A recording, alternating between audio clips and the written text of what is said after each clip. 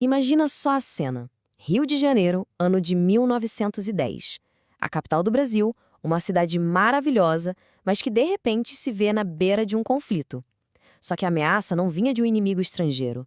O perigo vinha de dentro, dos canhões dos navios de guerra mais poderosos do mundo, que faziam parte da própria Marinha brasileira. Pois é, que situação, hein? O que pode levar marinheiros a fazer uma coisa dessas? Apontar as armas mais modernas da época contra a sua própria capital. A resposta para isso, gente, revela uma ferida muito profunda na nossa história. Uma luta por dignidade que simplesmente abalou as bases da República, que era bem jovem na época. Para a gente entender bem essa história complexa, nosso caminho vai ser este aqui. Primeiro, a gente vai ver a enorme contradição que existia na Marinha. Depois, o que fez tudo explodir de vez. A tensão que parou o Rio de Janeiro, a vitória que acabou virando uma grande traição e, por fim, o legado que tudo isso deixou. Vamos lá, começando pelo começo. O Brasil daquela época, a chamada Belle Époque, queria muito se mostrar para o mundo como uma potência. E qual era o símbolo máximo de poder? Uma marinha de ponta. Só que, por trás de toda aquela fachada de aço e tecnologia, a realidade ali dentro era outra, bem mais brutal.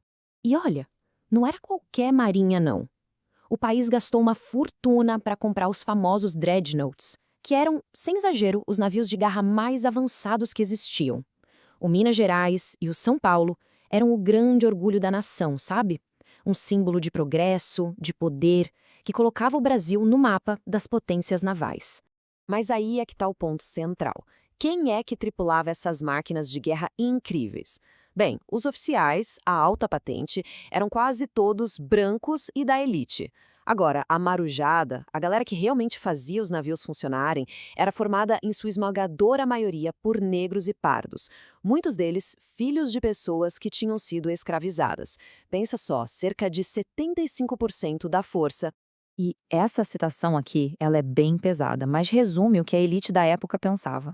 O Barão do Rio Branco, um dos diplomatas mais importantes da nossa história, descrevendo os marinheiros desse jeito. Dá para sentir o tamanho do abismo social e racial que existia entre o comando e a tripulação. E essa visão desumana não era uma exceção, era a regra. Isso nos leva diretamente ao coração do problema, a chibata. Pensa bem, a Lei Áurea tinha sido assinada há só 22 anos. Mas na Marinha Brasileira, o chicote ainda era uma ferramenta de disciplina. Era, na prática, uma herança direta e brutal da escravidão. Um símbolo diário de que, para aqueles homens, a República não tinha cumprido a promessa de liberdade. Esse cenário todo era um verdadeiro barril de pólvora. Só faltava uma faísca para tudo explodir. E essa faísca veio da forma mais cruel que se pode imaginar. O estopim de tudo foi o castigo que deram ao marinheiro chamado Marcelino Rodrigues Menezes. Já existia uma conspiração para se revoltar há anos, mas a violência contra o Marcelino foi a gota d'água. Foi o ato que transformou o plano em ação imediata. E não foi um castigo qualquer. Foram 250 chibatadas. É um número tão absurdo que seria quase impossível sobreviver.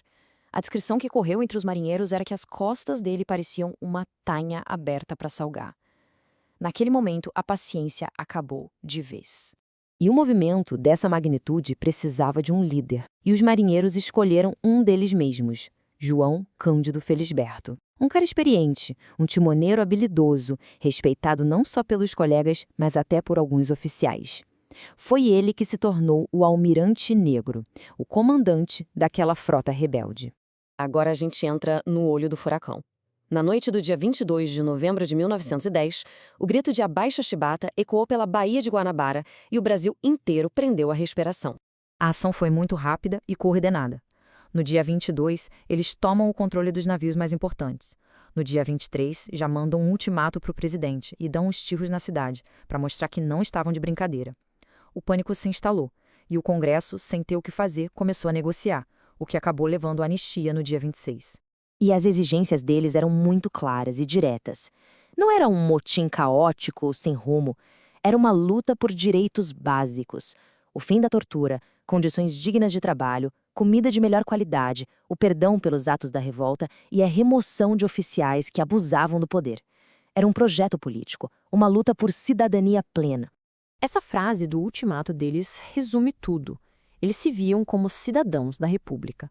Estavam exigindo os direitos que a própria República lhes prometia.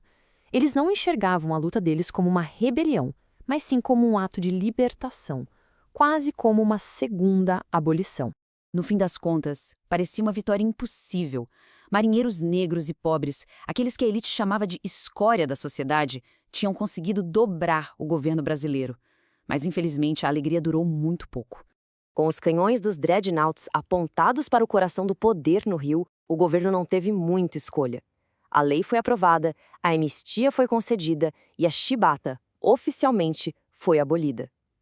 Os marinheiros então entregaram os navios, acreditando na palavra da República. Só que aqui a gente vê o contraste brutal entre o que foi prometido e o que realmente aconteceu.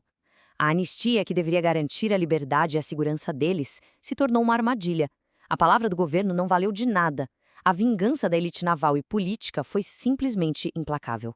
Usando uma segunda revolta, bem menor como pretexto, o governo prendeu centenas dos marinheiros que tinham recebido anistia.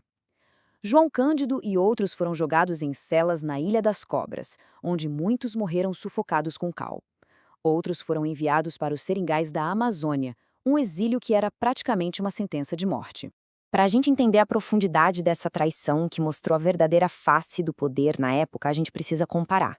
A revolta da chibata não foi o primeiro levante que aconteceu na Marinha. E a forma como cada um foi tratado, bom, isso revela tudo.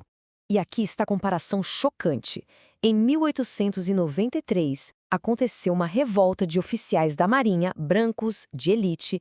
Eles também receberam anistia. E o resultado? Foram reintegrados, promovidos e celebrados como heróis. Alguns até viraram ministros. Agora, em 1910, a revolta dos marinheiros, negros e pobres, que lutavam contra a tortura, eles também receberam anistia. E qual foi o resultado? Perseguição, prisão, tortura e morte. E isso nos deixa com a pergunta que ecoa até hoje e que dá título a muitos estudos sobre o tema. Anistia. Para quem? A lei era a mesma, mas a justiça claramente não foi. Esse evento quebrou a ilusão de um Brasil moderno e igualitário, expondo as fraturas de classe e de raça que definiam a jovem república. A história da revolta da chibata deixa uma lição poderosa sobre justiça, cidadania e a luta por dignidade. É um daqueles momentos da história que levanta questões muito profundas. Fica a reflexão. E o que vocês acham de tudo isso? Deixem a opinião nos comentários e digam pra gente quais outros temas históricos merecem uma análise aprofundada como esta. E claro, se você gostou desta análise, não esqueça de se inscrever no canal para não perder as próximas. A gente se vê!